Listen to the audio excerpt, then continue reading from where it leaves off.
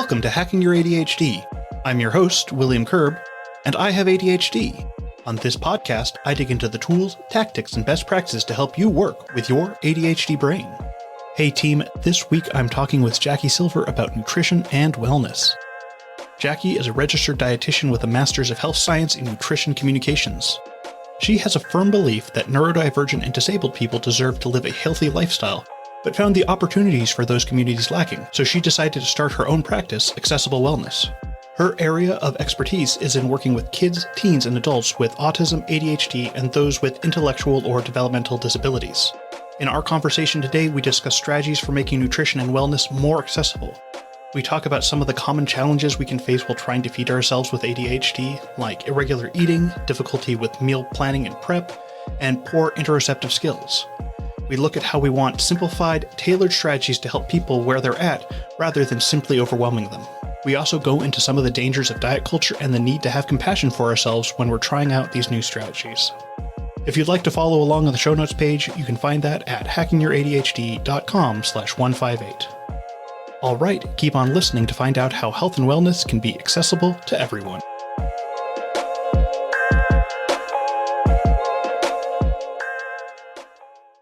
Thank you for coming on the show. Could you do a quick introduction of yourself and tell me a little bit about Accessible Wellness? Thank you so much for having me. I'm very excited to be here. My name is Jackie Silver, and I live in Toronto, Ontario.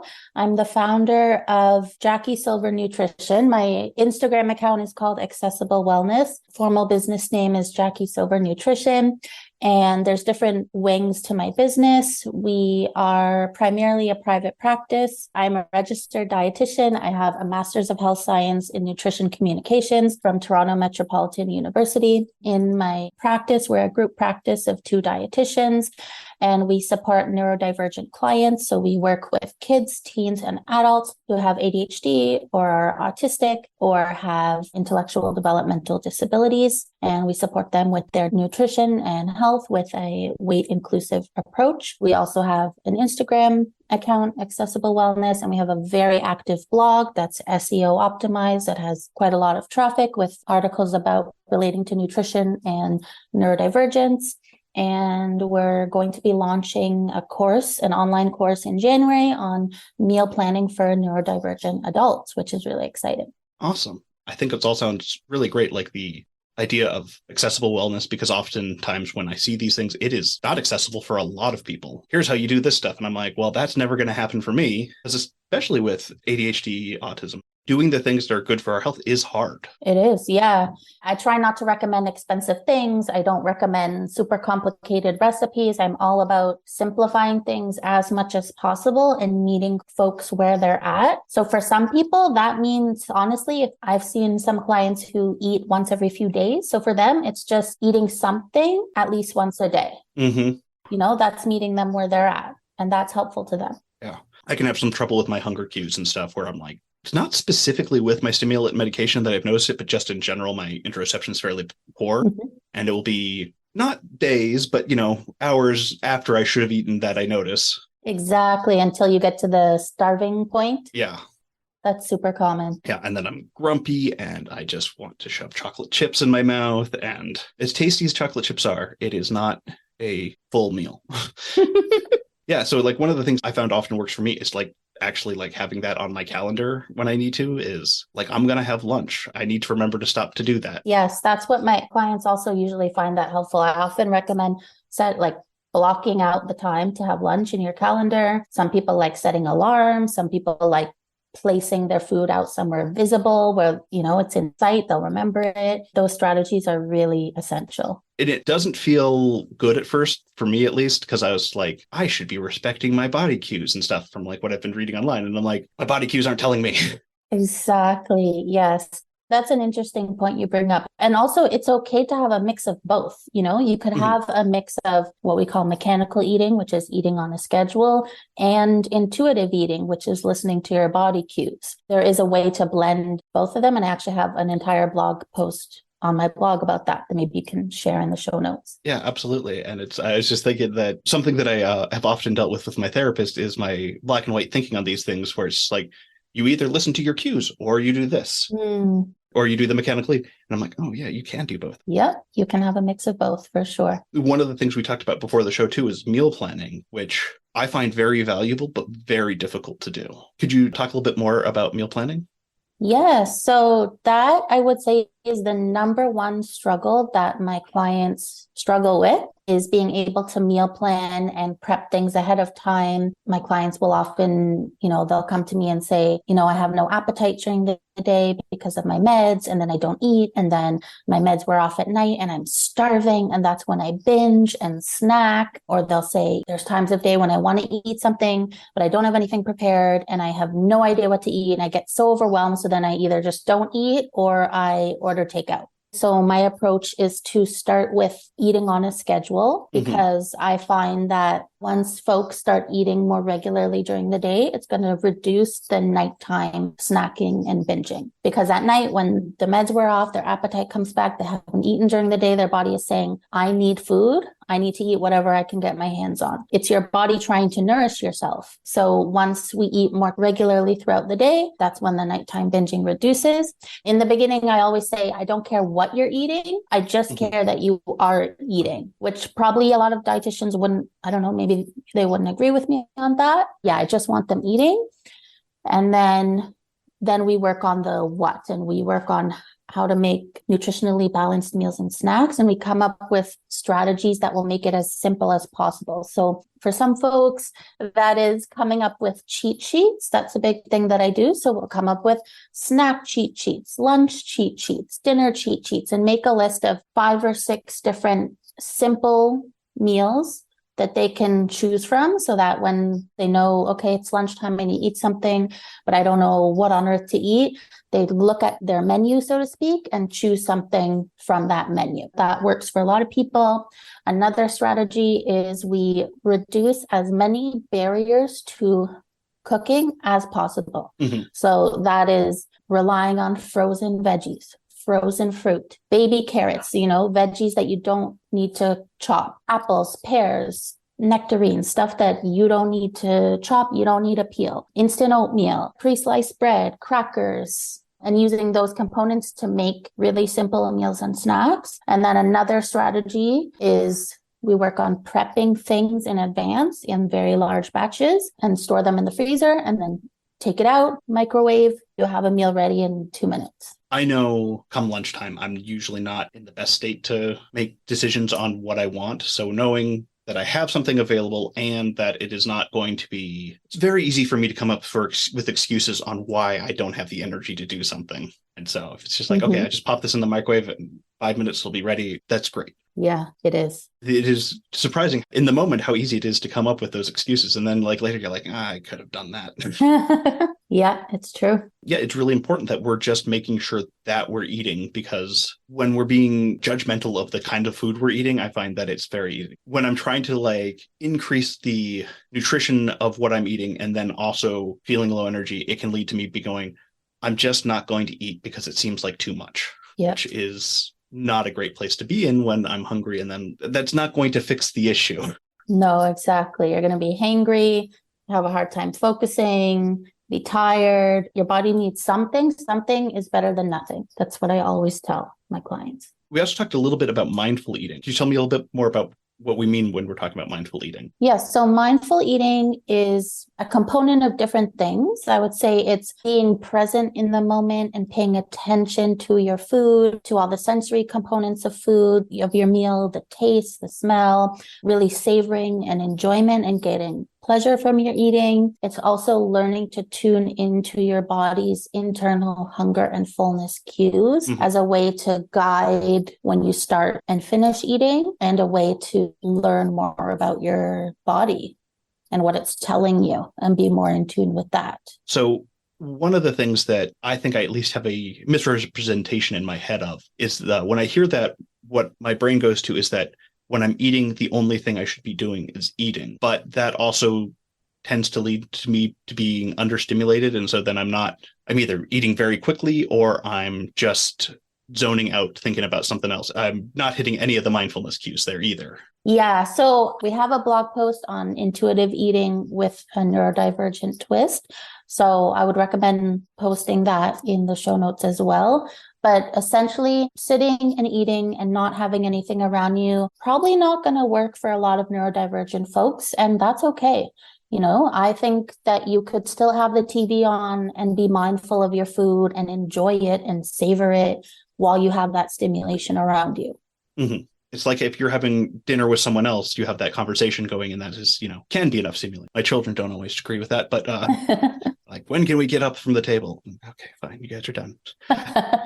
But I do think it's important to realize that, because when I first started looking into intuitive eating, it was something I was like, this seems very interesting, but I don't feel like I can approach it the same way that a neurotypical would. Mm-hmm. And you don't have to. Yeah, like you're like, you'll just do this. And I'm like, I don't think I'm going to. Yeah, exactly. It's neurotypical advice. Yeah. It's advice for neurotypical brains. Yeah. And that's like one of the things that I've always end up coming back to with my show, is that like neurotypical advice is fine, but it needs to be fine-tuned for our brains, because otherwise we're going to be doing the wrong things. Exactly. Because the other side of it is like, I often will be like, oh, that's for neurotypicals, and then just toss that advice out. I'm like, that's not the right idea either. Mm-hmm. Like, how can I modify it for me? I personally am disabled. I'm an above knee amputee on my left leg. And so I still do workout classes, as an example, like Pilates, yoga, but I modify it for my needs. Mm-hmm. So, and that's exactly the attitude that I bring in my work as a dietitian as well. Awesome. Being creative, finding solutions, reducing barriers, and simplifying things and finding what works for you. Also, in your introduction, you also had this interesting point about having this weight-inclusive lens, which I feel is important, but also is not something that I often hear about. Can you talk a little bit more about that? Yeah. So what I mean by a weight-inclusive lens is that in my work with clients, I don't focus on weight as a measure of success or a measure of health. I don't ask them how much they weigh. We don't set weight loss goals. I don't ask them to weigh themselves. In fact, usually I'm asking them to stop weighing themselves. So we focus on making long-term sustainable behavior changes independent of weight. And we focus on positive health outcomes that are also independent of weight. So that could be, if you start eating regularly throughout the day, a positive outcome could be you have more energy. You're not as tired. Your binging or nighttime snacking goes down. Maybe other measures are cholesterol levels improving, blood sugars improving, because those metabolic metrics can improve with dietary changes, even if weight does not change. They're not dependent on weight. Being able to spend less energy planning and prepping your meals so that you have more time to go out and enjoy life and do activities that you want to do. That's a huge measure of success. It feels like something that's like, oh, I should just be able to do this. But it is knowing how to do that is a skill, and it takes time to build those skills. Oh, absolutely. Just a reframe that's happening in my brain right now. It's like, oh yeah, took me a while to learn how to do my calendar. That was a skill. Doing meal planning is also a skill that will take time to develop and get to a place where it's more natural and less forced. One of the things we talked about before was just this idea of like how the actual benefits of like weight loss, and how it's kind of a little bit more murky than pop culture will have us assume. Yes, definitely. And BMI is not a measure of health. I want to be clear about that. I do not use BMI with my clients. It's bullshit, in my opinion, to be frank. When you talk about weight loss, you have to talk about diet culture, because diet culture is everywhere. That is our, the media, celebrities, the news, everything in our food products, diet products, everything telling us that life will be better if we shrink ourselves and if we live in smaller bodies and if we lose weight. And that culture is extremely toxic. It increases disordered eating patterns. It damages our mental health. It's really toxic. So a lot of the work I do is also letting go of these food rules that people form based on diet culture and unlearning them and trying to tune out the toxic diet culture. Yeah. When I think like what would be the end goal of weight loss, because it feels like it would always be more. There would never be a point where I'd like look and be like, you've done it. Exactly. It's never going to be enough. I've had clients say, I lost my goal weight, I got to my number, but then I wasn't happy. I wanted more. I wanted to lose more. And that is what happens. Our bodies fluctuate. Like if we're sick, our bodies are going to fluctuate. If folks are pregnant, your body's going to change. If you have surgery, your body's going to change again. It changes through the phases of life. It ebbs and flows. And it's not super productive to be very hyper-focused on a number on the scale. Yeah.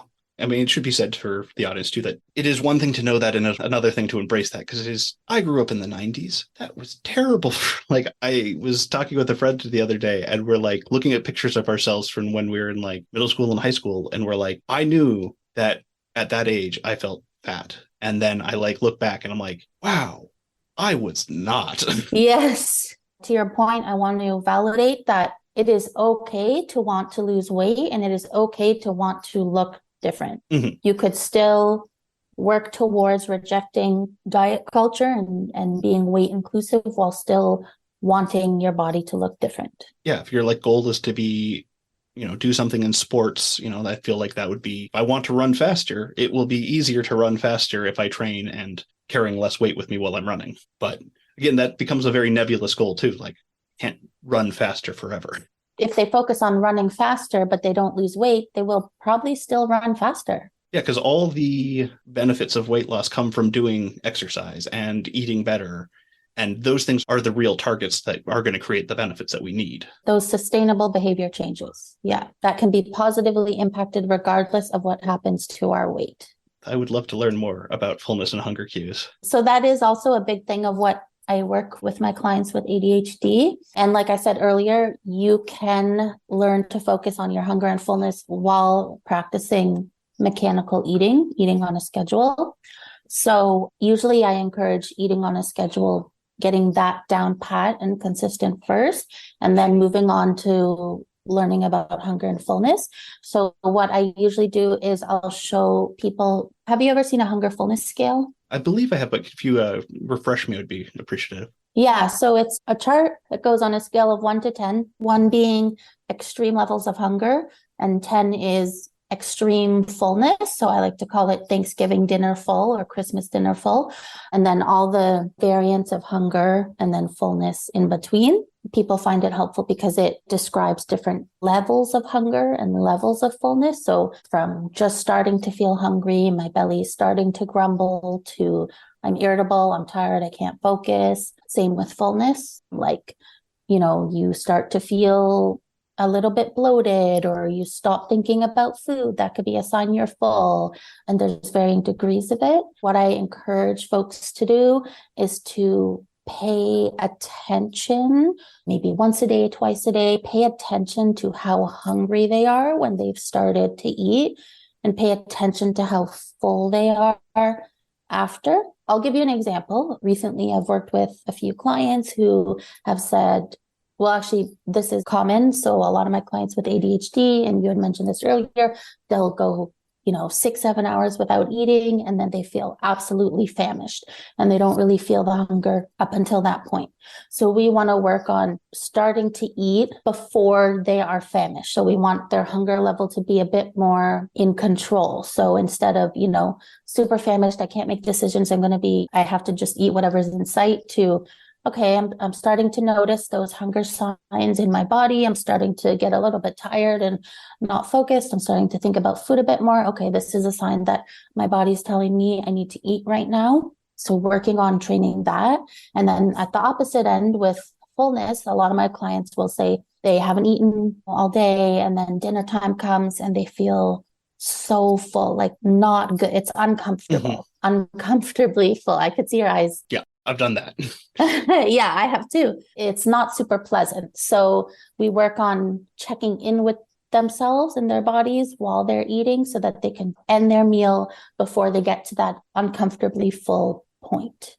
Mm-hmm. Specifically with foods like pizza, I will be like, want to eat more, even if I can check in, I'm like, I feel full, but I see the pizza and I want to eat more of it. Yeah. Recently, it's been easier for me to be like, okay, well, that's going to make me feel bad if I do that. Yeah. So let's not give into the like, food is there, must stick it in my mouth. And what about saying, if the pizza that I save can be my lunch the next day, I'll have another meal out of it. And one thing about the hunger fullness is in neurodivergent folks, those interoceptive skills, interoceptive awareness is not as in tuned, I would say. Like it's harder to recognize those hunger fullness cues. What I have seen with a lot of folks is that once they start eating more consistently throughout the day, their hunger cues actually start to come back. And then they start to feel hungry again for breakfast, which they really enjoy. So that's another way that they could start coming back. And it is a practice. And, like you said, it's a skill. It's honestly a lifelong skill. I always tell people, do not judge yourself or don't tell yourself that you've quote unquote failed with recognizing those cues, because it's always a learning experience, like for example, with the pizza, maybe one time you have 3 slices and you notice you feel sick, then that's a really good learning opportunity to try maybe 2 slices next time and notice how you feel. Or, if like you notice maybe you waited too many hours to start eating and you're super hungry, you could say, okay, you know what, next time I'll try eating maybe an hour earlier and see how I feel with that. Yeah, developing the skills to realize that when you're starving, that isn't the hunger cue. Like when you have headaches and feel like passing out, that's not the hunger cue.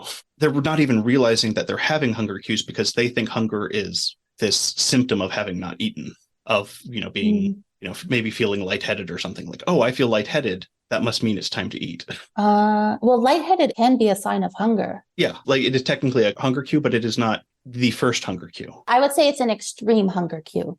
Yeah. The earlier signs are probably going to be your stomach grumbling. You start to think about food more. All right.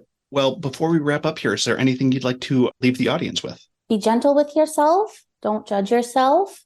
Focus on very small changes at a time, one thing at a time. These skills that we've talked about, meal planning, recognizing hunger fullness, eating consistently throughout the day, they are skills that you can work on. Be gentle with yourself. All right. Well, thank you so much for coming on the show. I'll be sure to include a bunch of links for people in the show notes page, so they should go to the show notes page. My pleasure. And I just want to say, feel free to check out my website, JackieSilverNutrition.com, which I'm sure you'll put in the show notes. Feel free to check out my Instagram at Accessible Wellness. And like I said, we have a very active blog. We have lots of awesome content for neurodivergent folks. We have recipes, we have educational blog posts, we have roundups. So yeah, please check the blog. We also have a free download, neurodivergent friendly meals. So feel free to download that to get started. And then you'll be added to our monthly email list where we also share more tips and tricks. And stay tuned for our meal planning course for neurodivergent adults coming in the new year. Awesome. Well, thank you so much for coming on the show. My pleasure. Thanks for having me.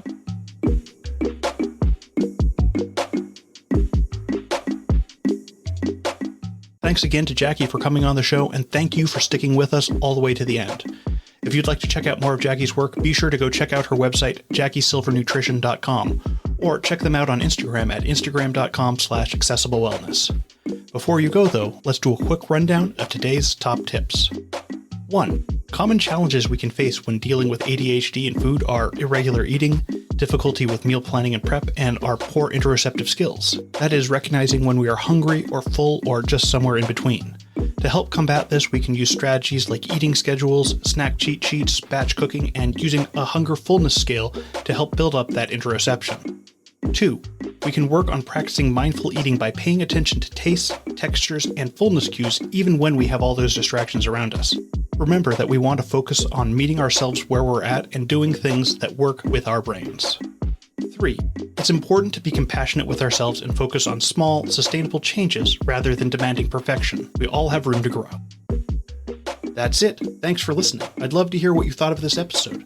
Feel free to connect with me over at hackingYourADHD.com/contact. If you'd like links or to read this episode's transcript, you can go to the show notes page at hackingYourADHD.com/151. If you'd like to support the show, the best way to do so is to tell someone about it, especially if you think a particular episode would resonate with them. Just click the share button on your podcast player. Or you can consider supporting me on Patreon. Just go to hackingYourADHD.com/Patreon to find out more. And now for your moment of dad. Why did the non-binary prospector head out west? He heard there was gold in them there hills.